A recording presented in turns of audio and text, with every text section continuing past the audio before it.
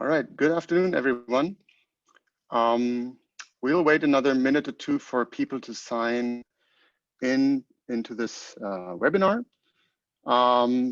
So let's start with some public service announcement before we get started.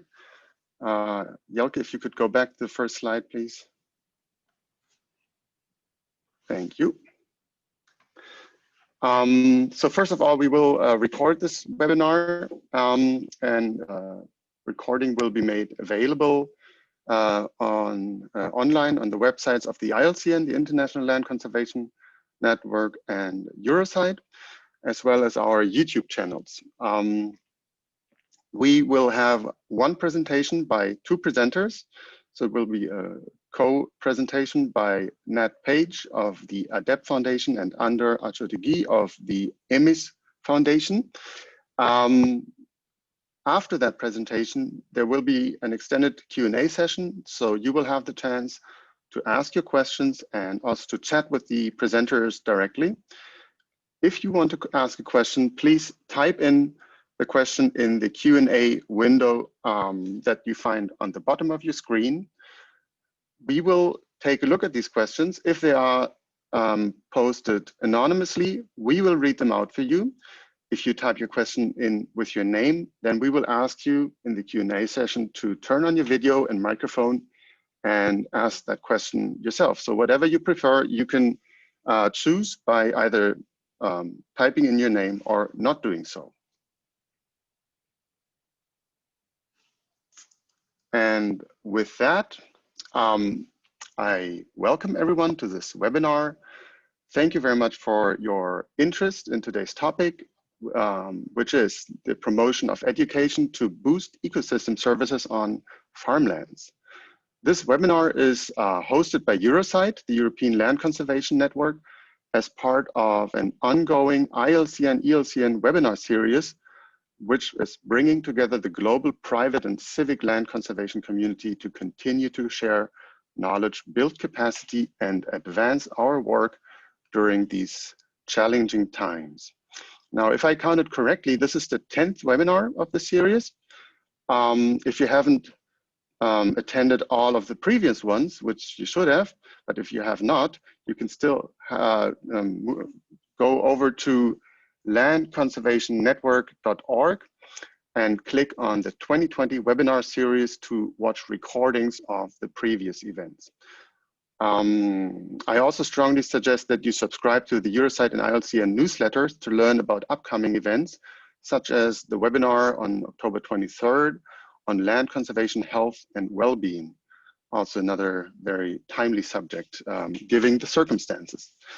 Today, we are happy to present to you a new project that has recently been started by several European conservation NGOs, most of which are ELCN members. The project, Resifarms, supports farmers in the conservation of non-productive agricultural lands. So it fits right in with the ILCN's and ELCN's scope of fostering private land conservation around the globe.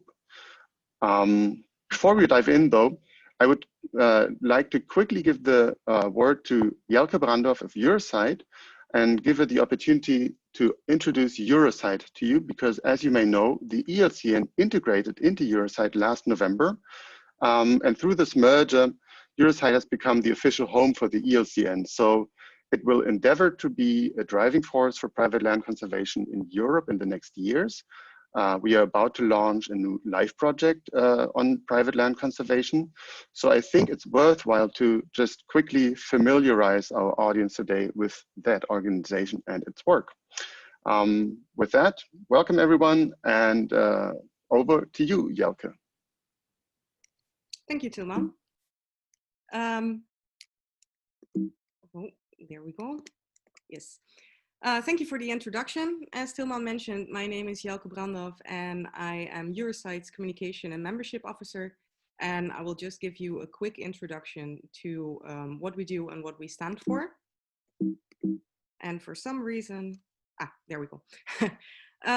Well, we are a network composed of natural site managers throughout the EU, and we provide opportunities for practitioners to network and exchange experience on practical site management. We've been doing so since 1989, meaning that last year we celebrated our 30th anniversary. Well, the European Network of Land Conservation Practitioners, we help them share experience, knowledge, contacts, and influence, gaining support to their continuing professional development. And we do so by providing them guidance. We convene meetings, we organize workshops and trainings while we're not under the influence of a worldwide virus. We facilitate thematic working groups. We facilitate the creation of project partnerships. We disseminate information, and we represent our members at European level meetings. And also we raise awareness for the issues of our members so that they do not have to reinvent the wheel if they come across certain issues in their day-to-day work. And I'd like to think we are a unique organization because while we work with both governmental and non-governmental organizations and individuals across a broad range of topics and geographic levels from all parts of Europe, we always do so with a focus on the practical aspects of day-to-day site management and land conservation. And well, lastly, we actively involve our members in our networking activities because the more involvement, the greater the reward. As I mentioned quickly already, we facilitate a bunch of working groups. And here you can see a quick overview. And you can see that they're the Economics and Ecosystem Services Working Group, the Wetlands and Climate Change Working Group, the Eurosite Management Planning Expert Group, the Remote Sensing Support Group, and the Peatland Restoration and Management Group. And just to give a quick summary of the range of our organization, we are composed of 71 members, of which 40 are organizational members and 31 are individual members. They come from 24 countries across Europe, and among them are governmental and non-governmental organizations and individuals. And they manage Natura 2000 sites and other natural areas. And we currently have 3 staff members, and we are based in Tilburg in the Netherlands. And I would hereby also quickly like to invite you to the Eurosite annual meeting 2020. It's coming up soon from 2 to 5 November. And it's composed of morning sessions, 4 morning sessions from 9:30 until 1 Central European time. And we plan to really zoom in on the European natural site management from plan to action. And we would like to leave participants of that conference with concrete tips and tricks to take back to their natural areas throughout Europe. So if you have any questions regarding Eurosite and what we do, please ask them in the Q&A, or you can always contact me or my colleagues through info@eurosite.org. And you can find more information about our work at www.eurosite.org. Thank you.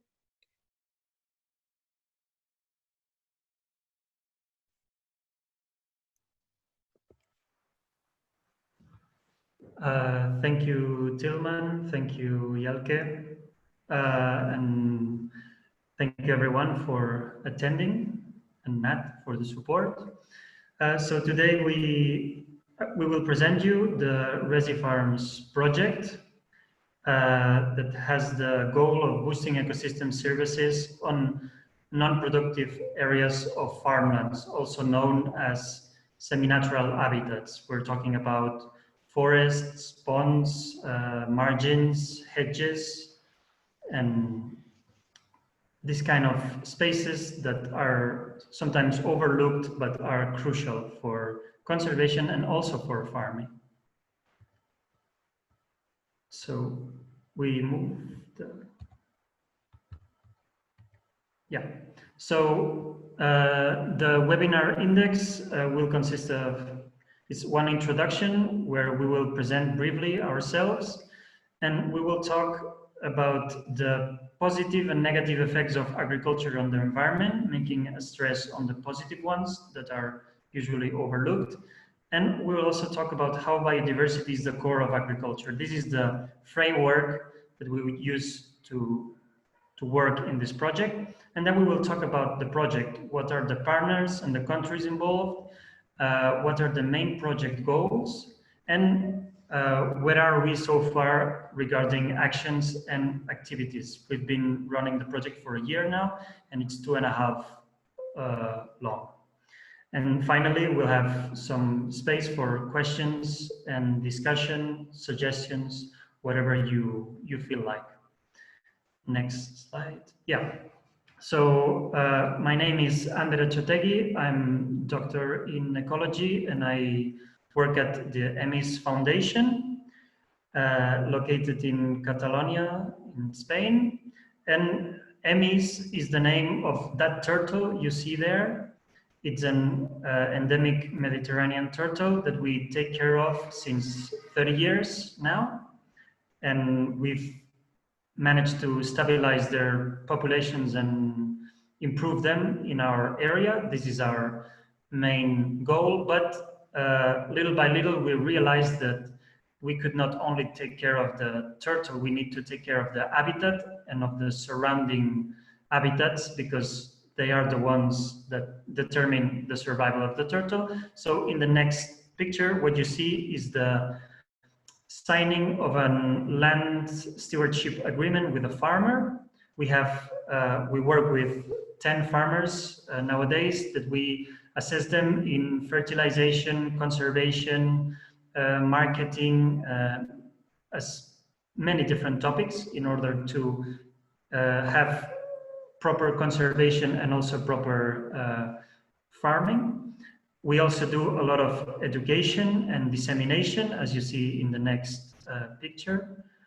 And finally, we also have 2 projects of green economy, as we call them. Here you see our chef. We have a restaurant and a shop where we sell the land stewardship products that we produce with our farmers. And we also have a jam company where we sell organic jams and that conserve traditional varieties, etc. So we do certainly quite a lot of things, and please reach us if you feel like that. Please go back. Now, Nat will explain you a little bit about ADEPT, another partner of the project. Hello, everybody. I know some of you may know ADEPT already. It's a Romanian NGO, been going for 15 years, and it works very much at the interface between nature and farming. We're centered in southeast Transylvania, which is mainly a grassland livestock area, and it is full of landscape features, very finely managed mosaic, hay meadows and pasture, forests, streams, wetlands. It's a very beautiful mosaic landscape that provides a living for communities. And ADEPT works at the research level. As you can see in that second photo, we have hosted grassland conferences and done a lot of work on ideal management for grassland. And we also then, that research goes into the design of agri-environment schemes, including we have tested results-based schemes, which are very popular with the farmers. And we have some very strong measurable results, both on farm incomes and on increased biodiversity. So we're very interested in this project because the idea of providing a handbook for farmers and conservation practitioners to use, aimed at these less productive areas or landscape features. This kind of handbook is really a beautiful thing to test out with our farmers in our area. Thank you, Ander. Great, thank you, Nat.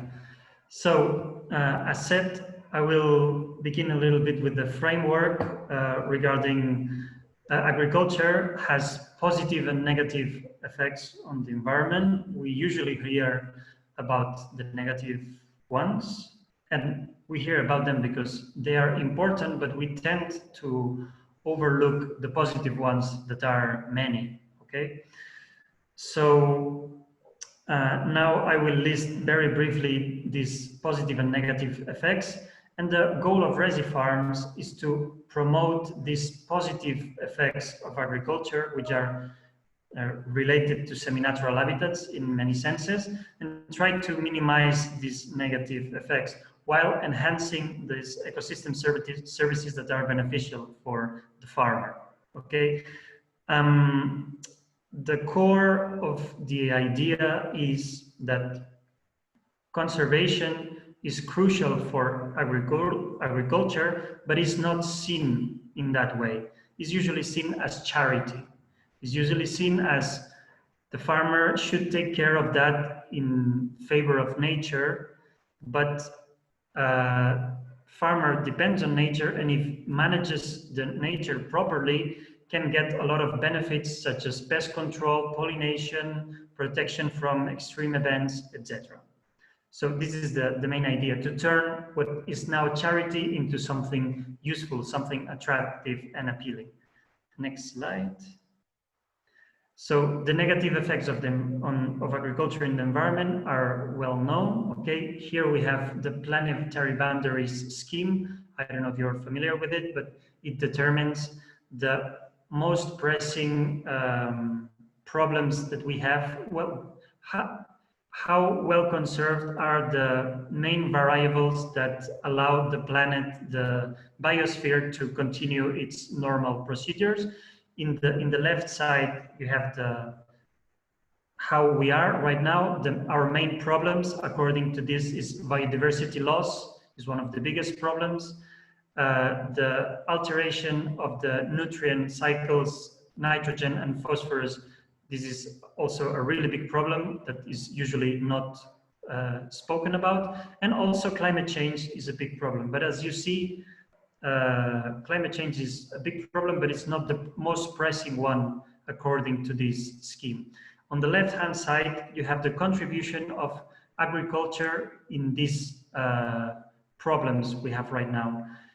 You can see that the nitrogen and phosphorus cycles are totally altered due to current agricultural management.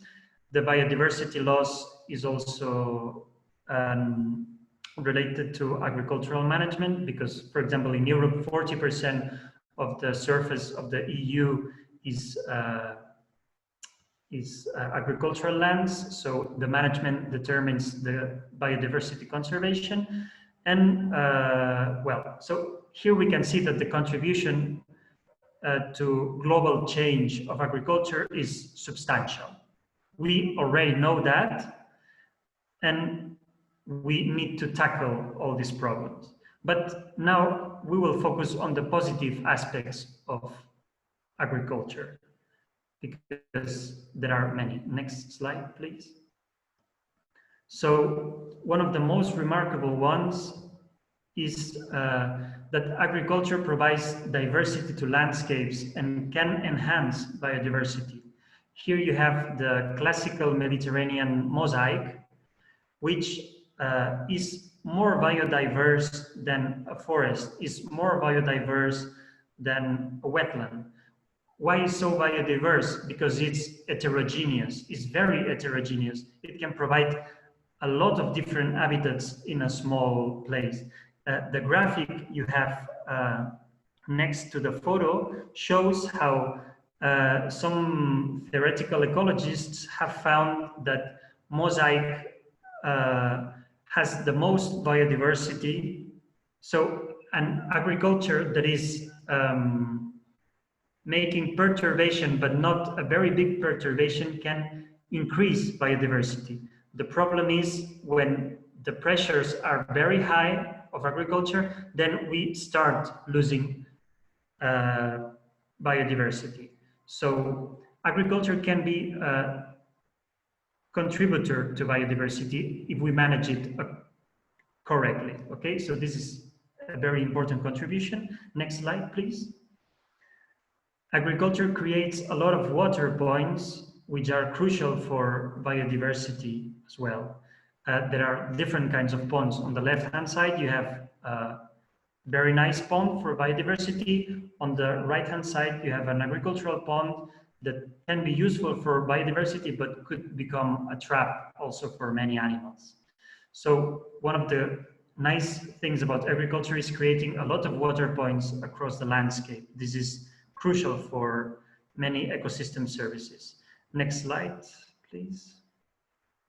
Agrobiodiversity, known as the plethora of different crops that exist. For example, potatoes, there are thousands of potato varieties. This is contributing to biodiversity as well, because there are potatoes that grow in one moment of the season, in an early moment, and then can provide sources for different animals. There are potatoes that grow in a later moment of the season and then can support other kinds of pollinators, pest predators, etc. So agrobiodiversity has contributed to the whole biodiversity of our planet. This is another contribution of agriculture.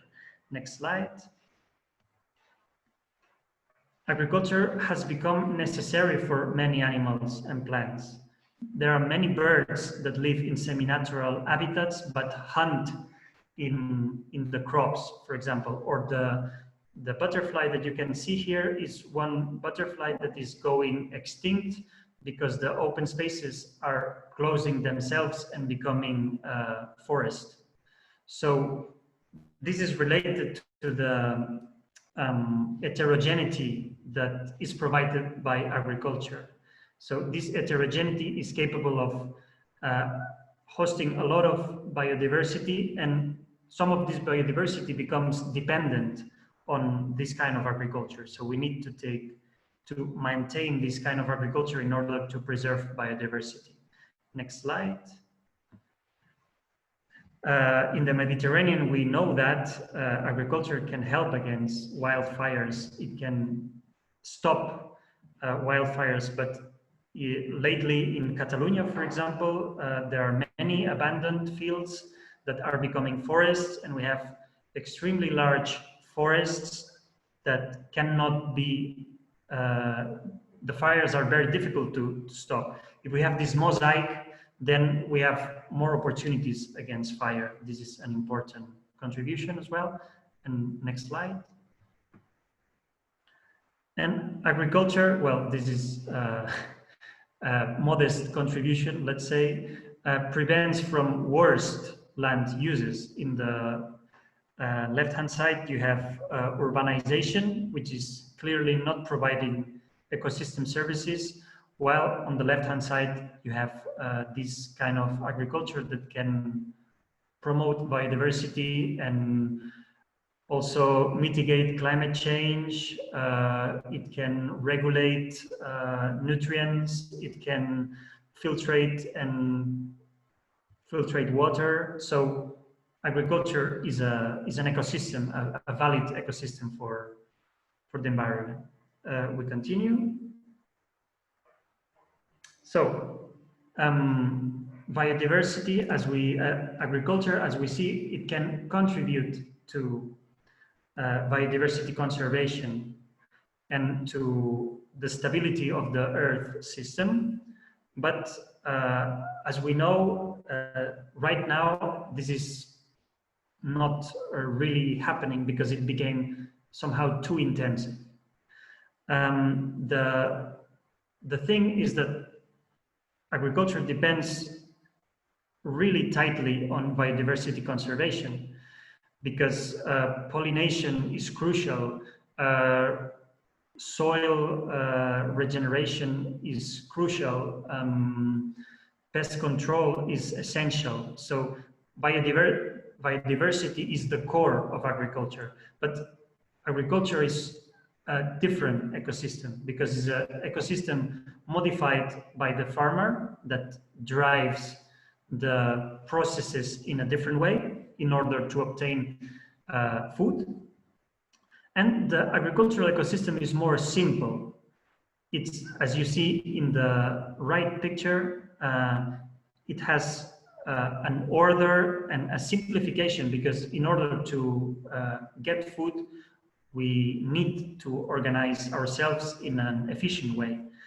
This makes it much more simple than a forest, let's say.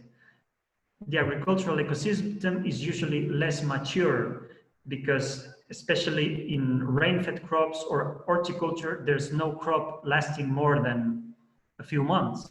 So lichens, some reptiles, organisms that need time to develop, that have slow processes, cannot be hosted within a crop because it keeps changing very fast. So it's not mature. How we can compensate for this simplicity and this lack of maturity? We need to compensate it with the semi-natural habitats of our farmlands. We need to conserve, preserve, potentiate these semi-natural habitats, these forests, these ponds, these margins, these field margins, in order to provide this complexity, this maturity, these ecosystem services that we need. Okay, this is one of the main ideas. Next slide, please. So some of the most useful and, let's say, unavoidable ecosystem services for farmers are pest control. Pest control is crucial in order to get crops because there are thousands of different insects, reptiles, mammals that are controlling the pests. In fact, agriculture, we usually look, well, in terms of croplands, we usually look for vegetables. So we need carnivores that control these herbivores that are eating our crop.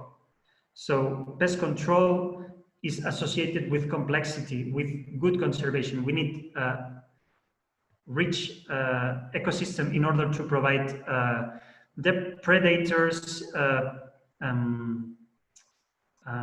parasites, parasitoids, competitors, etc. So pest control is really crucial for agricultural protection. Pollination is really important, we know that, and this is not only provided by the bees. We know there are thousands of different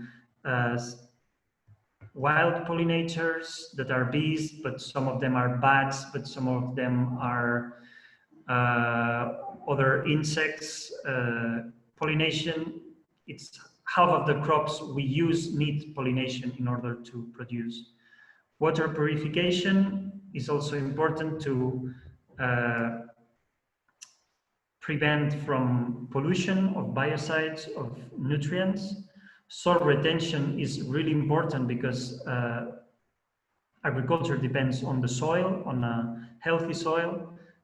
So the prevention of erosion, all these kind of processes are crucial for agriculture, because if we lose the soil, we lose everything.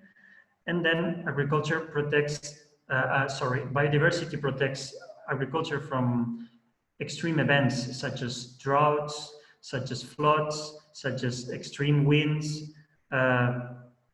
Having the right conservation can prevent many of these problems. So we see that it's a close-knit relation. So the better we have the conservation of our habitats, the better agriculture will be able to perform. Next slide. Okay, so in that sense, now we move to explaining the project. We are these different countries. ADEPT has presented themselves, EMIS, we also presented ourselves, but there's also CNLR, which is Conservatoire d'Espaces Naturels Languedoc-Roussillon, located not exactly in the dot of the map because for some reason is wrong. This is in Montpellier. Then we have an Italian partner in Firenze. We have Xarxa per la Conservació de la Natura, who's also in Catalonia, just like EMIS. And we also have a partner in the Czech Republic. All the partners are involved in land stewardship. And some of them are more focused on agriculture, some of them are more focused on biodiversity conservation. But these are the partners of our project. Next slide, please. And the general goals, Nat, maybe we can share that part. So the general objective is to build the capacity of farmers and agricultural technicians in order to give them tools to know how to conserve these non-productive agricultural lands in a way that benefits agriculture, and the specific objectives, if you want to explain a little bit. Yeah, shall I share it, as you said? Yes, the idea is to create to identify the key habitats, and then to identify really clear and simple tools, descriptions of tools, how these habitats can be maintained or even recreated. And the tools will do two things. First of all, they will make farmers and the general public more aware of the benefits, or the positive interaction between biodiversity and farming and farm profit. And so they'll work at the farmer level, but they're also designed to increase the cooperation between farmers so that we get this landscape effect, which is very important. And as it says here, the target participants are farmers and agricultural technicians. So we have really worked hard, and I'm not sure we've completely succeeded yet, but we're working hard to simplify everything, not because I'm a farmer myself, so I would like to say not because farmers can't understand, but we can't expect busy people to cope with very complex documents. So we want to give them a cookbook that they can use in a variety of ways. Exactly. And also we know that nature conservationists, staff and volunteers of conservation organizations are also interested. Like EMIs ourselves, we are half conservationists, half agricultural technicians, let's say. So this is also another target participant, these conservation organizations. Next slide, please. So the main products, as Nat was saying, the core of the project is the toolkit. This document, which you can see a little preview here of, for example, tool 3 is about field margins, in which we explain I'll explain that later, but we explain how to deal with these semi-natural habitats, how to receive farming benefits, and how to interpret the things to do. This is the core of the project, but we also have demonstrative videos.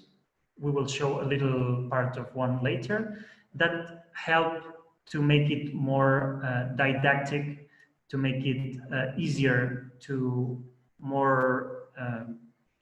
see and to understand rather than a document. And we also have presential trainings in which we will condensate this information in a way that we can explain it with a PowerPoint, just like now, but we also go to the field and we touch and we design how to do things with farmers and technicians. Next slide. So the toolkit, which is the core of the project, right now is about 100 pages long, okay? Because there's many things to say. There's basically one little introduction, the positive and negative effects of agriculture on the environment and biodiversity. The core of agriculture is what I explained a few minutes ago, these ideas in order to give a framework to understand the importance of all this. And then we have the tools. the tools for the different semi-natural habitats. We have a tool for field margins, for hedgerows, for ponds and ditches, for tree-covered spaces that would be tree lines or forests, for open spaces, for man-made structures such as buildings or insect hotels, stuff like that. And the two first tools, you see that we also give some help on who can help us in implementing all these, which organizations, the government, volunteering, funding support, how can we get support in order to make all this? The second tool is also letting know the customer or the people around us what are we doing to preserve nature, because this is something that they will value and will make a feedback and help us to take even more care of nature and proper farming. And finally, we have in tool 9 a conservation template, which is thought to be a template to make your designs using the content of this toolkit we're making. And finally, we have a glossary, which is very important because some concepts are crucial, but are a bit technical. And we try to avoid the most technical concepts, but the ones we cannot avoid, at least we define them as good as possible in the glossary. This is the toolkit. Next slide, please. And then it's important also the chapter structure. We've been working this with Nat for a few months. So we start with an introduction where we explain what is the semi-natural habitat, the environmental importance of that semi-natural habitat. And then we explain the benefits for farming that this semi-natural habitat can have. A field work is very positive for pest control, for pollination, to stop erosion. So we make ourselves clear in the beginning so they can understand how important is what they're about to do. And then we make a basic evaluation of the conservation status. Very basic, linked to a more complete version, because maybe you want to make a pond in an open space where that is really special open space. Please don't make a pond, keep it as an open space. Let's evaluate if it's necessary, what we need to do or what we don't need to do. And finally, we start with the management actions. And we go from less intervention to more intervention, because in many cases, the things that we need to do is not to apply pesticide in a field margin, or not to apply fertilizer in a field margin, just keep it conservated. But this would be the first step, but then you can go deeper and you can do management actions that are more complex. And then finally, we also explain how to create some of the same semi-natural habitats. And then we have complementary resources where people can find more information, more specific information, and also references for what we have said. Next slide. So we have a first version of this ready that will be internally verified by our land stewardship farmers and technicians that we trust. From this feedback, we will make a second version that will be open for many more people and will be externally verified by farmers and agricultural technicians from elsewhere. And from this feedback, we will make this final version, which will be the definitive toolkit. Next slide. So here we can show you a little example of pond creation.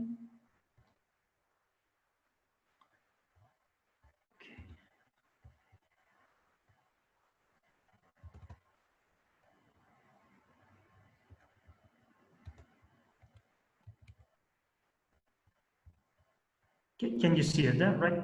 Okay. So, well, just as an example for you to see here, this is in Italy. They are creating a pond, okay? And we explain how this pond should be done in order to promote biodiversity conservation, but also all the benefits related to biodiversity conservation. For example, they will make soft, the steepness will be soft, so plants can grow and can promote the purification of water, for example, or many more animals can drink and live from that pond without dying. How to make it in a way that it enhances reptiles or amphibia that are usually predators of pests, how to improve dragonflies, for example. So we're making these kinds of videos in order to see things much more visually, not as a document, which can be a bit tough sometimes. Okay, so I think this is enough just to have the example.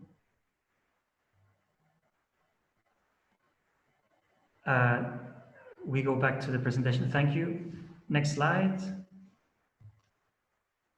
So, well, it should say presential trainings, not presentation trainings. The presential trainings that we are about to start next month with farmers, with farmers and agricultural technicians. The idea is to make a mixed training in which we will explain all these concepts regarding these semi-natural habitats, but we will also go to the field in order to see, in order to touch. We will also make it a bit playful with some games.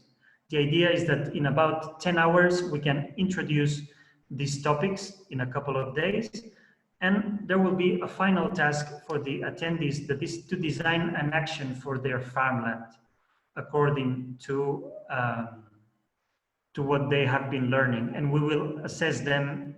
So the idea is that they find it as useful as possible.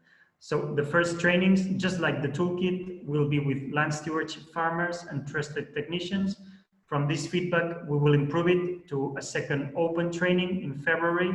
And from the feedback from this one, we will make a definitive training that we hope to keep for the coming years, because we think this is an interesting topic.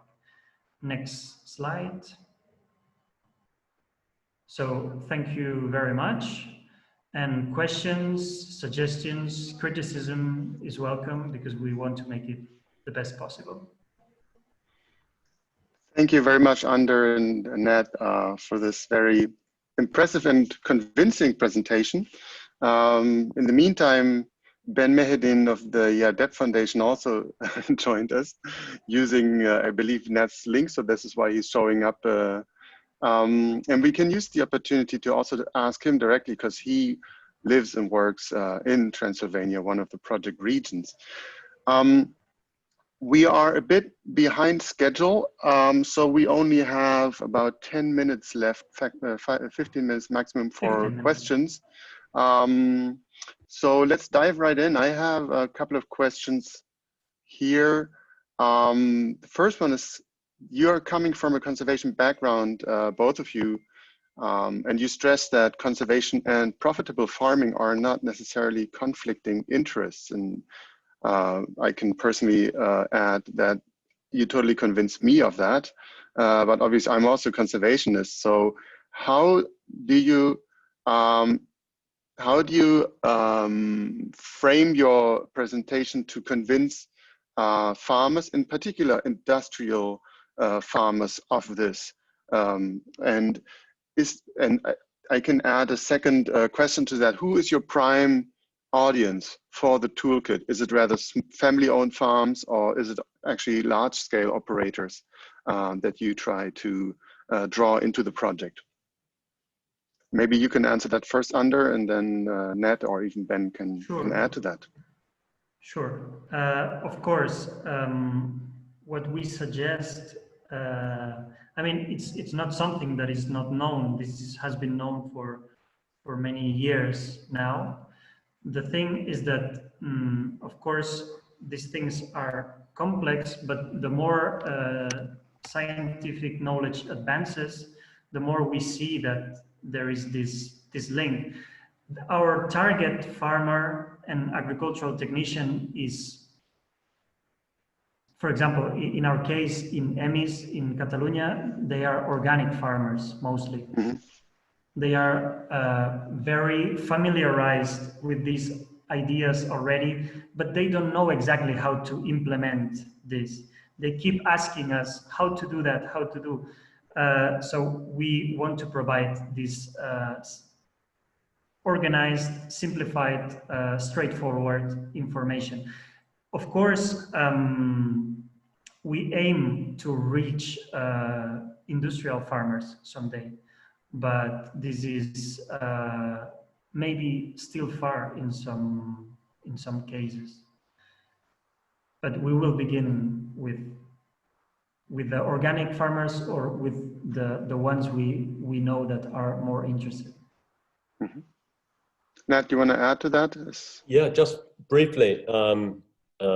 As a farmer myself, we have done some work in the toolkit on putting numbers to this. So it's really important to show farmers, look, this type of biodiversity, maybe it's pest parasites, can save you this much per hectare in sprays. And this is work has been done to prove this. And the more that we can put numbers to it, the better. There are some costs like soil, like water, cattle treatment, vet spills, link herb-rich pasture with lower vet spills. Show them the difference, because many dairy farmers spend tens of thousands of pounds a year on vet spills. So you're quite right, Tilman. Farmers need evidence. They don't just want pretty words. And we're trying to really make this toolkit have some numbers in that can convince farmers of the economic benefit of biodiversity. Exactly. Here we base ourselves in the ecosystem services quantification that is more and more available. So we use these numbers to convince the farmers. Yep. So there was just a question in the chat that follows up on that, and I want to give Christina Gumila Pons the. I'll just read it out for you if that's okay. If you actually monitor biodiversity on the farms that you work with, either within this project or outside of that, and she gives butterflies and vegetation as examples, if that is something that you also do as part of your activities. Yes, we are working in the diagnosis of agricultural lands, of the semi-natural habitats. We try to sort out what the conservation is, and then depending on that, we make actions. This is why in the toolkit, we try to give a short hint, so in order that farmers have some little tools in order to understand what the conservation is, because we have a progressive approach from less management to more management, because we are aware that you could do it wrong, in the sense that you may place a pond in a biodiversity hotspot of your farm, and you could have an undesired effect. So it's important to make this short evaluation. But of course, this is technically complex. So we try to explain the most evident, the most simple things that we are sure that cannot be problematic in that sense. As said, half of the problems of the conservation of semi-natural habitats come from the same agricultural management of the farm, from spraying biocides in a close-by hedgerow, or fertilizing up to a field margin.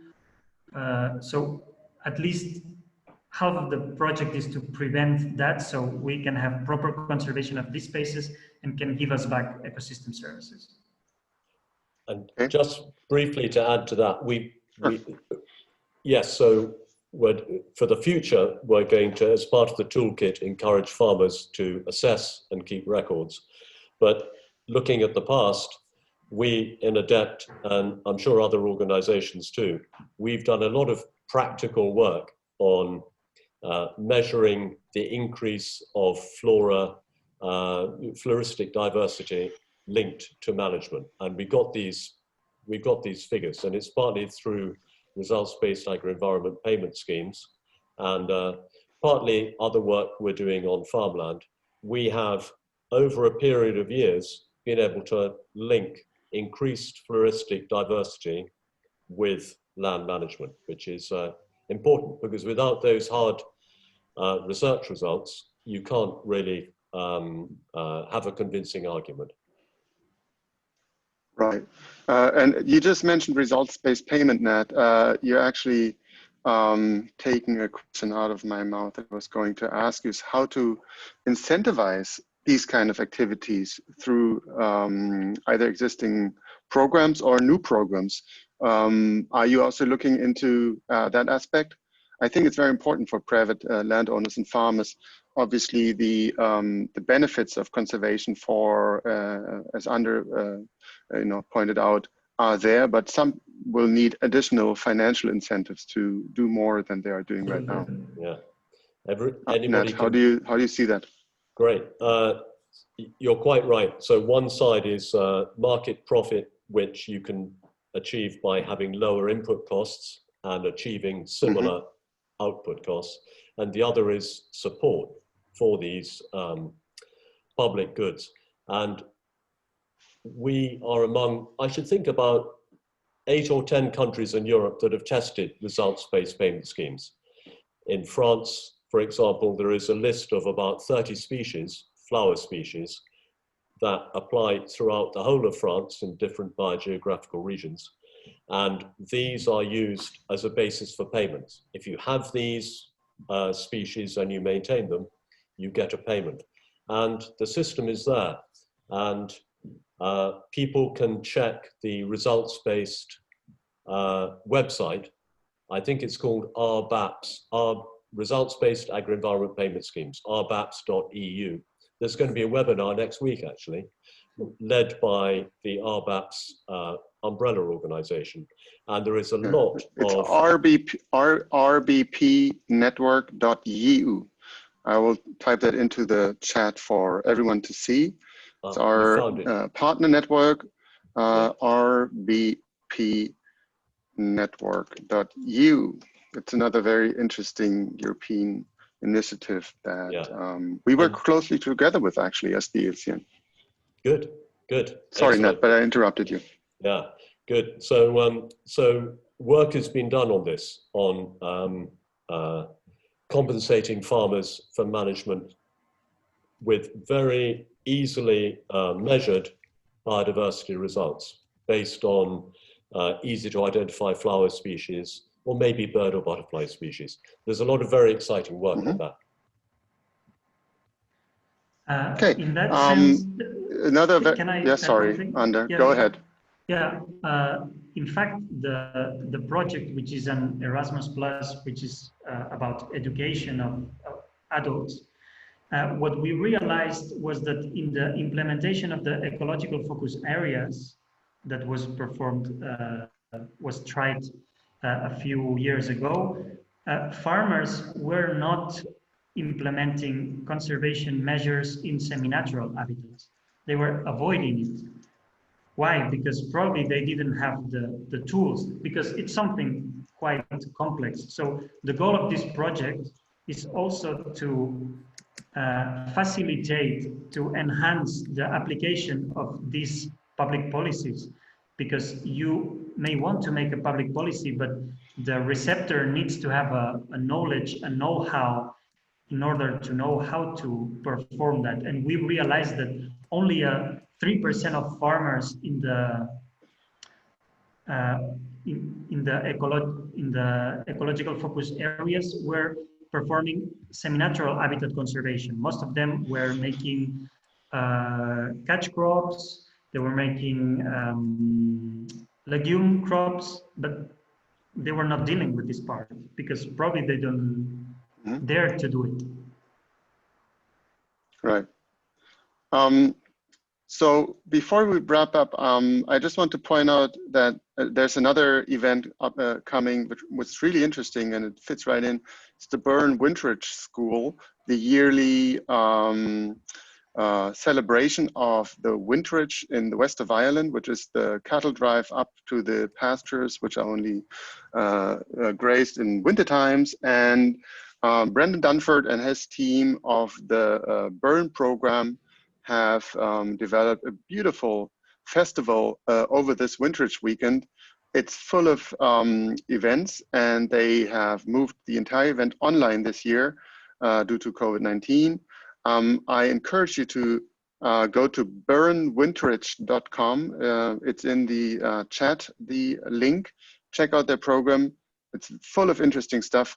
And I will certainly attend quite a few webinars during that weekend. With that, I think it's time to wrap up. I want to thank you again, Ander and Nat, for presenting the Resifarm project today. I want to say hello to Ben, and happy to see you again, my friend. I hope you're doing well in Romania.